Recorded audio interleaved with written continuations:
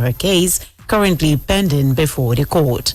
Ruling Justice Ngako stated that there shall be no press interviews by all parties and their lawyers as regard their subject matter of the case, and also barred parties and their lawyers from engaging in streaming of proceedings in the case on social media. Embattled chairman of the Labour Party, Julius Abure, has insisted that he remains the national chairman of the party despite the Supreme Court judgment nullifying it. Abure made this known in a post on his verified social media handle today. The Apex Court set aside the judgment of the Court of Appeal in Abuja, which earlier recognized Abure as the LP national chairman, stating that it lacked the jurisdiction to do so. The Supreme Court also allowed the appeal filed by the Labour Party Caretaker Committee Chairman, Senator Esther Nenadi Usman, and one other, declaring it meritorious.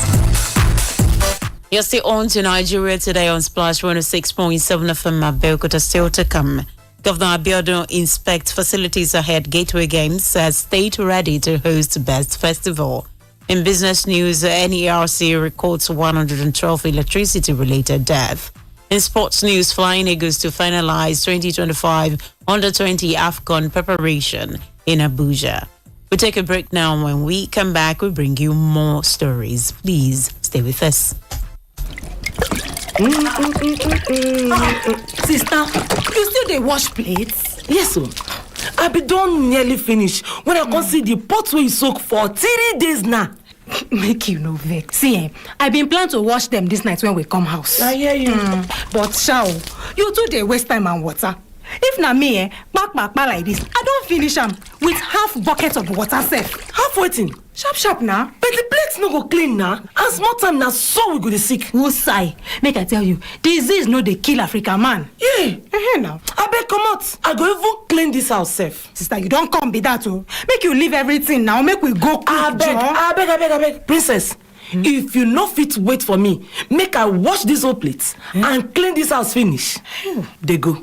Na person wey dey well fit to hurry. Take time clean where you dey. E dey pay o. Welcome back to Nigeria Today on Splash 106.7 FM Abeokuta, the Integrity Station. Moving on to Ogun State, where the Governor Prince Dapo Abiodun has said that preparations for the successful hosting of the National Sports Festival NSF are in top gear as the finishing touches are being put on the facilities at the designated centers. Governor Abiodun made this known during an assessment tour of the MKO Abiola Stadium and the Alake Sports Center, all in Abeokuta, the state capital.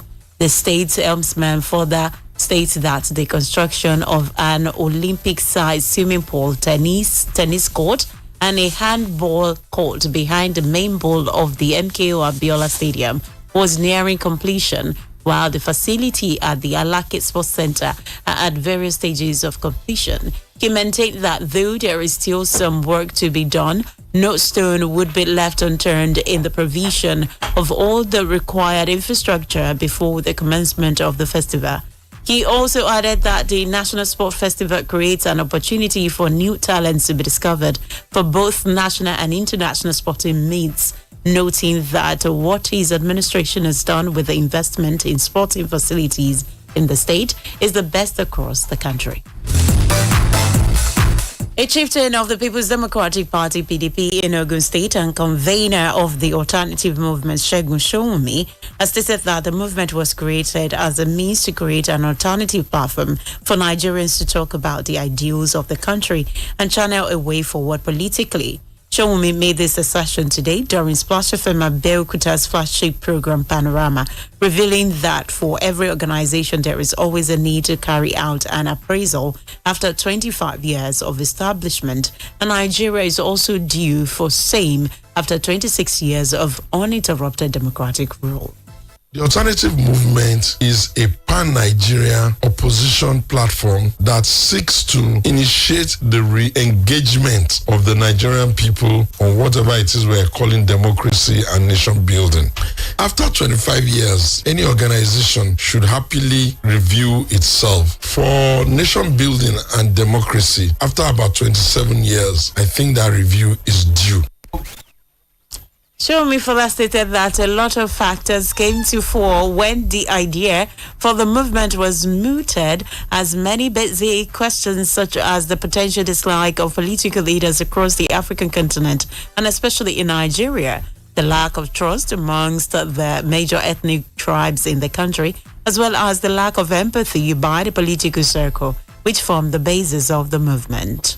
A few things kind of like stimulated it to that level for me. The first that was on the table was that why are the political parties in Nigeria, all of them, why do they seem to be cult of human personalities and not cult of ideological positions? That concerned me a bit. Then again, I was concerned about the fact that why are the people unhappy in democracy? That became a thing to reflect when we looked at our neighbors, Guinea, Niger, Mali, all of them losing democracy back to military dictatorship. So the question was, why are the people unhappy? Then there was also the question of, do Nigerians just hate their leaders, or are the leaders not communicating and reaching the citizens well? Why don't we have a bigger collaboration on development for the country? Then I was concerned about the democracy and the parties themselves. I was concerned that why are people not turning up to vote? He, however, called on everyone, irrespective of tribe, religion, and political affiliations, to come together and collaborate on finding lasting solutions to the challenges bedeviling the country in order to create a nation that would cater to the needs of generations yet unborn. Away from Ogun State to Oyo State, where the Alaafin of Oyo, Oba Akim Owade, has urged both the indigenes and residents of the ancient city to celebrate with moderation, as he will be installed as king tomorrow. Oba Owade's admonition was contained in a release statement signed by his director of media and publicity, Bode Durojaye, in Ibadan, the Oyo State capital, today. The monarch urged the citizens and residents of the ancient town to celebrate with moderation, as beating the drums of vendetta, persecution, and acrimony are ill wind that will not blow any good. Oba Owade, who was represented with the staff of office and instrument of office on the 13th of January 2025 at the governor's office in Ibadan, completed the compulsory 21-day traditional rites known as Oru Ikpebi on the 29th of March. The High Court sitting in Yenagoa, Bayelsa State, has issued an order restraining associates of the Federal Capital Territory Minister Nyesom Wike from holding a mega rally in the state pending the hearing and determination of the motion on notice. Honorable Justice I.A. Uzakwa granted the motion ex parte today in a suit filed by the State Attorney General, Mr. Beriya Idambul, SAN, today. Listed as first and second defendants respondents in the suit are the lead convener of the new associates, organizers of the rally, Mr. George Turner, and the FCT Minister, Wike, the Nigeria Police Force, the Inspector General of Police, and the Commissioner of Police by Elsa State Police Command were also listed.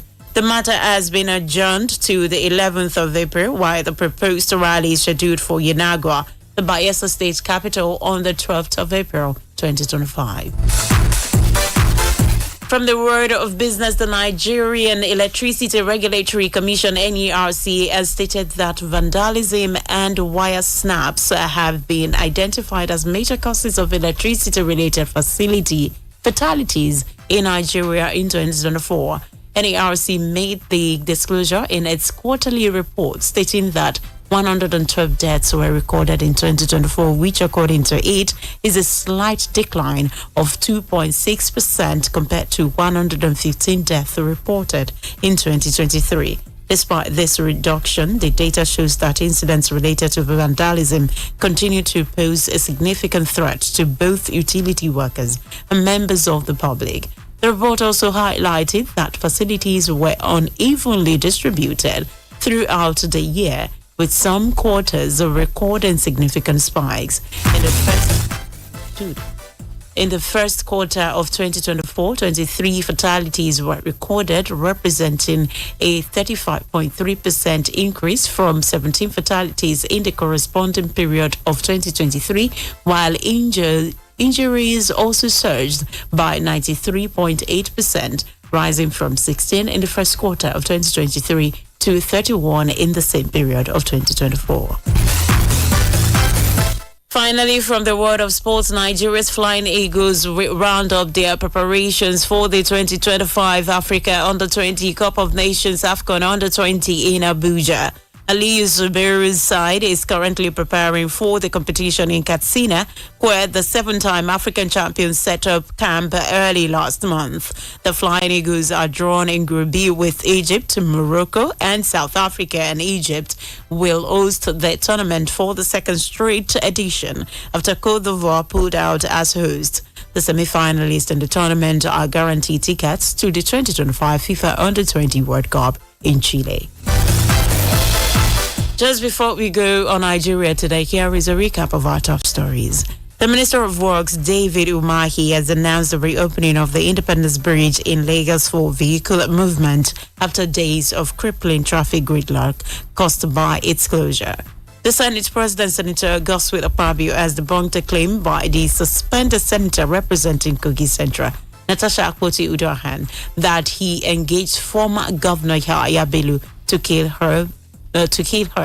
From Ogun State Governor Prince Dakwa Abiodun has said that preparations for the successful hosting of the National Sport Festival are in top gear as finishing touches are being put on the facilities at the designated centers. In business news, the Nigerian Electricity Regulatory Commission (NERC) has stated that vandalism and wire snaps have been identified as major causes of electricity-related fatalities in Nigeria in 2024. In sport, Nigeria's Flying Eagles will round up their preparations for the 2025 Africa Under-20 Cup of Nations in Abuja. We have now come to the end of Nigeria Today on Splash 106.7 FM, the Integrity Station. Do not litter. Keep your environment clean. The news editor is Abidemi Kajobola, assisted by Aditayo